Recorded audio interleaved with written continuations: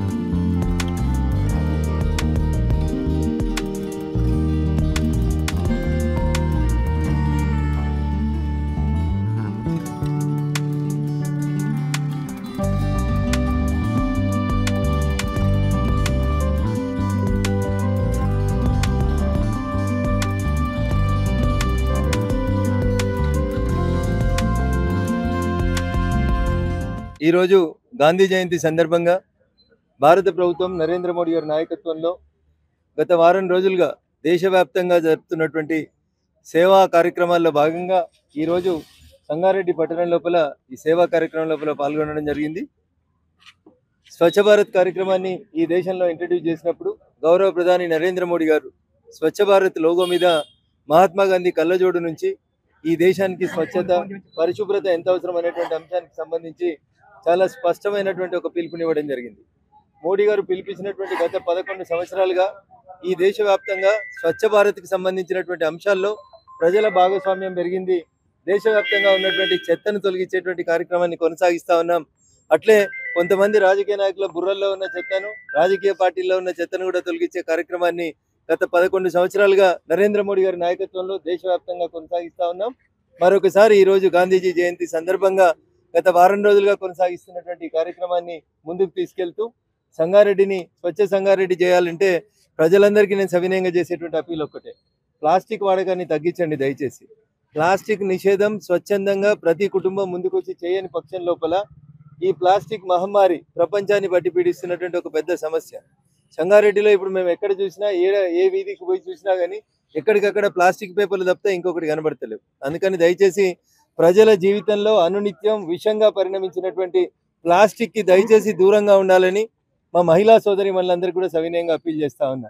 ఎందుకంటే మగవాళ్ళు ఎట్లాగో వినరు, అర్థం కాదు వాళ్ళకి. కానీ సోదరి మనన్న ఇంటికి వచ్చేటువంటి వస్తువులలో ప్లాస్టిక్ వాడకాన్ని తగ్గిస్తే భవిష్యత్తులో క్యాన్సర్ రాకుండా చూడడానికి అవకాశం ఉంటుంది. కాబట్టి ప్రతి ఒక్కరం నెలలో ఒక రోజైనా స్వచ్ఛ భారత్ కార్యక్రమంలో వాలంటరీగా పాల్గొనాలని ప్రజలందరూ కూడా ఈ సందర్భంగా పిలుపునిస్తూ నరేంద్ర మోడీ గారు పిలుపునిచ్చిన రీతి లోపల స్వచ్ఛ భారత్ని దిగ్విజయం చేయాలని చెప్పి అందరికీ కూడా अपील చేస్తా ఉన్నారు. गत 17 तारीख से लेके 2 तारीख तक लास्ट 15 दिन में भारत के प्रधानमंत्री के जन्मदिन से लेके आज की जयंती तक पूरे भारत देश में स्वच्छता का अभियान शुरू किए। सो इसलिए मैं प्रधानमंत्री को बहुत बहुत धन्यवाद देना चाहता हूँ। 2014 से महात्मा गांधी का जो सपना था, जो सोच था, स्वच्छ भारत रहना चाहिए, स्वच्छ देश रहना चाहिए, स्वच्छ आदमी रहना चाहिए, वो जो कल्पना थी वो पूरा करने का हमारे प्राइम मिनिस्टर ने काम पूरा किया। इसलिए आप सबकी तरफ से बधाई देना चाहता हूँ, धन्यवाद देना चाहता हूँ।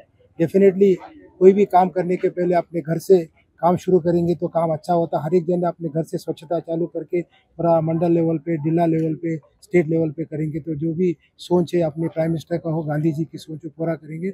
उसमें सभी लोगों का सहकार्य बहुत ज़रूरी रहता। भी हमारे एमपी साहब बोले ऐसा महिला का ज़्यादा कंट्रीब्यूशन रहता।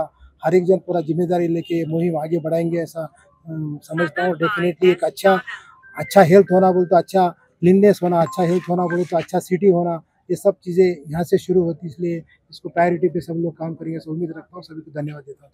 మరి ఈ వారం రోజులుగా మనం అనేక సేవా కార్యక్రమాలు చేసుకుంటూ బ్లడ్ క్యాంపులు పెట్టడం జరిగింది, హెల్త్ క్యాంపులు పెట్టడం జరిగింది, స్కూళ్ళల్లో స్వచ్ఛ భారత్ చేయడం జరిగింది, స్కూల్ పిల్లలకి మరి మా యొక్క ద్వారా బస్ పాస్లు ఇవ్వడం జరిగింది.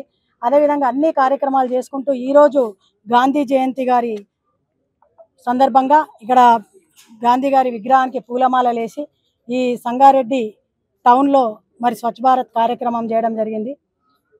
ఈ సందర్భంగా అందరికీ కూడా ఇంతకుముందు పెద్దలు ఇద్దరు కూడా చెప్పడం జరిగింది. ఈ యొక్క స్వచ్ఛ భారత్లో భాగంగా ముఖ్యంగా ప్లాస్టిక్ని నివారిస్తే మనము ఆరోగ్యంగా ఉంటాం. అది మహిళలుగా ఇంటికి వచ్చే ఈ రోజులలో ఏమైందంటే ప్రతి ఒక్కటి కూడా మరి ఆర్డర్ చేయడం, ఇంటికే రావడం, అది ఆనవాయితీగా మారిపోయింది.